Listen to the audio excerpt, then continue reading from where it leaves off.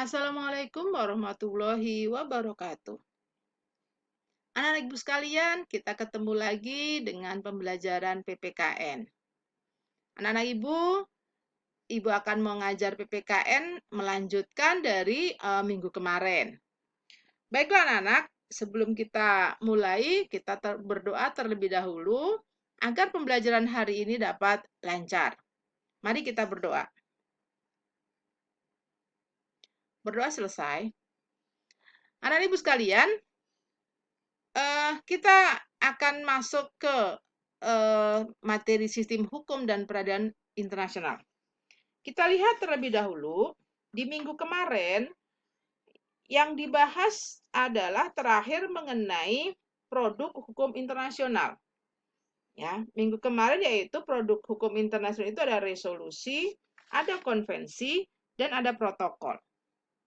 Nah, untuk kali ini kita akan melanjutkan materi tersebut. Yang akan kita bahas untuk kali ini adalah subjek-subjek hukum internasional. Di dalam subjek-subjek internasional itu diantaranya yang pertama adalah negara. Negara menjadi subjek hukum internasional karena memang di dalam hukum internasional itu mengatur tentang hubungan suatu negara dengan negara lain yang sifatnya internasional. Oleh karena itu secara otomatis negara ini menjadi subjek hukum internasional. Kemudian yang kedua, Tahta Suci Vatikan. Ya. Tahta Suci Vatikan ini bukan negara. Akan tetapi menurut sejarahnya bahwa Tahta Suci Vatikan itu merupakan pimpinan gereja Katolik di Roma, yaitu pimpinan gereja Katolik sedunia. Oleh karena itu dianggap sebagai organisasi internasional, organisasi keagamaan internasional.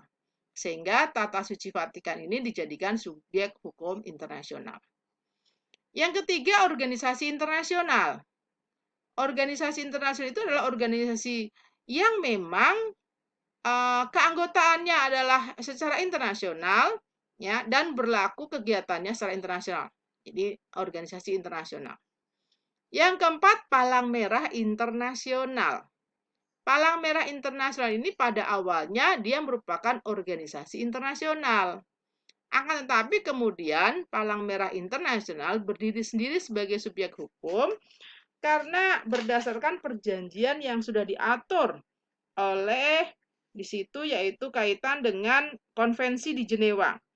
Yang fungsinya Palang Merah Internasional ini adalah untuk perlindungan korban perang. Karena ini dibutuhkan secara menyeluruh oleh negara-negara di dunia, maka dia berdiri sendiri sebagai subjek hukum. Yang berikutnya adalah pemberontak. Pemberontak ini awalnya adalah termasuk subjek hukum nasional.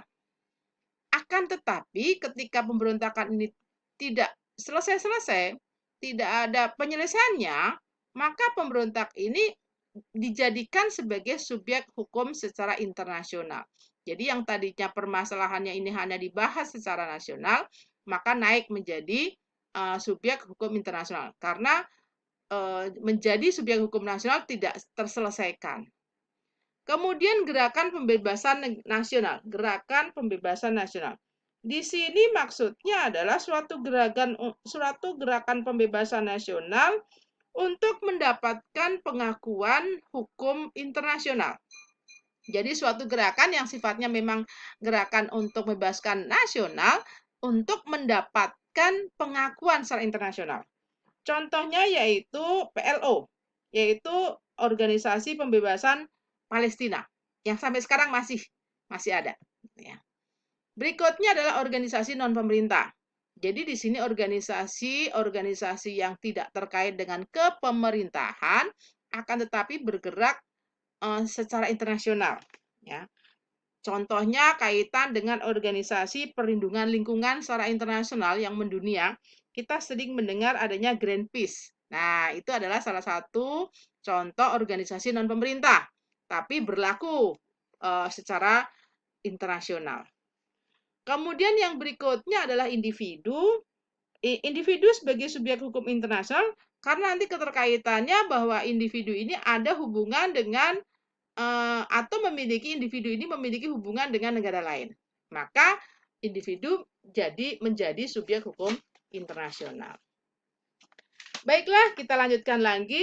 Kita masuk kepada apa sih hubungan hukum internasional dan hukum nasional. Tentunya kita akan bertanya, jika ada hukum internasional yang sudah yang berlaku di suatu negara, apakah juga otomatis akan menjadi hukum nasional? Sehingga warga negara-negara tersebut memiliki kewajiban untuk mematuhinya. Nah, di sini kita akan bahas di dalam hubungan hukum internasional dan hukum nasional, itu ada dua teori, yaitu teori monisme. Di dalam teori monisme ini, yaitu bahwa hukum internasional dan hukum nasional itu menjadi satu kesatuan hukum. Artinya, jika hukum internasional itu diberlakukan, maka secara otomatis negara tersebut memberlakukan juga menjadi hukum nasional. Jadi, warganya maka memiliki kewajiban juga untuk mematuhi hukum nasional dan hukum internasional yang sedang berlaku. Yang kedua, teori dualisme. Di sini dimaksudkan bahwa hukum internasional dan hukum nasional itu merupakan hukum yang terpisah. Jadi kalau misalnya ada hukum internasional yang sudah disepakati akan dijadikan hukum nasional, maka perlu ada proses-prosesnya sehingga hukum internasional itu menjadi hukum nasional. Nah, kita lihat, Indonesia ini menganut teori dualisme, jadi menganut yang ini. Yaitu Indonesia menganut bahwa hukum internasional dengan hukum nasional jelas berbeda, terpisah. Nah, ketika perjanjian internasional itu atau hukum internasional itu akan diberlakukan menjadi hukum nasional, maka harus melalui yang namanya pengesahan menjadi undang-undang. Jadi di sini terlihat bahwa ketika Indonesia mengadakan hubungan internasional dengan negara-negara lain, kemudian ada perjanjian internasional, perjanjian internasional ini akan kita berlakukan di dalam negara Indonesia, maka tidak secara otomatis harus melalui proses untuk menjadi undang-undang. Nah, di dalam Undang-Undang Nomor 24 Tahun 2000, di sini diatur mengenai pengesahan perjanjian internasional dilakukan dengan undang-undang apabila materinya itu berkenaan dengan masalah politik, perdamaian, pertahanan, dan keamanan negara. Jadi yang memang kaitannya memiliki kepentingan urgent terhadap negara Indonesia. Yang kedua, jika materinya mengenai perubahan wilayah, penentuan batas wilayah. Setiap negara memiliki batas wilayah. Akan tetapi ketika kemudian nanti batas wilayahnya itu menjadi berubah, maka perjanjian internasional yang kaitan dengan perubahan wilayah ini akan dibahas menjadi undang-undang. Kemudian yang kaitannya dengan hak berdaulat negara. Artinya jika hukum internasional itu mengatur yang terkait dengan hak berdaulat negara, hak untuk kemerdekaan suatu negara, maka akan dibahas menjadi undang-undang. Berikutnya adalah yang berkenaan dengan hak asasi manusia dan lingkungan hidup. Ini kaitannya dengan keberlangsungan hidup manusia dan lingkungan, ya. Terus berikutnya pembentukan kaidah hukum baru. Jika ternyata di dalam perjanjian internasional itu ada peraturan-peraturan hukum baru, maka akan dibahas untuk menjadi undang-undang.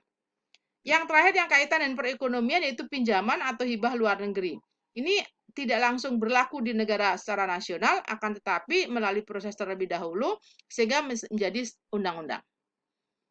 Baik, kita lanjutkan lagi. Kita akan masuk mengenai pengertian peradilan internasional. Yang sering kita dengar adalah peradilan nasional. Nah, kali ini untuk peradilan internasional kita lihat pengertiannya adalah penyelesaian persengketaan hukum internasional yang dilakukan oleh Badan Peradilan Internasional. Jadi maksudnya peradilan internasional itu untuk menyelesaikan permasalahan persengketaan internasional yang terkait dengan subjek-subjek hukum. Dan yang akan melakukannya adalah peradilan internasional. Berikutnya adalah Mahkamah Internasional. Kalau kita sering mendengar adalah Mahkamah Agung, ya, yang berlaku di negara Indonesia. Nah, Mahkamah Internasional ini adalah pengadilan tertinggi dalam kehidupan bernegara yang tingkatnya dunia. Jadi Mahkamah Internasional adalah untuk pengadilan tertinggi, untuk penyelesaian permasalahan yang sudah masuk di pengadilan tertinggi yang berlaku untuk kehidupan di dunia. Nah, Mahkamah Internasional didirikan untuk menyelesaikan kasus-kasus persengketaan antar negara dan memberikan nasihat berdasarkan hukum internasional yang disepakati.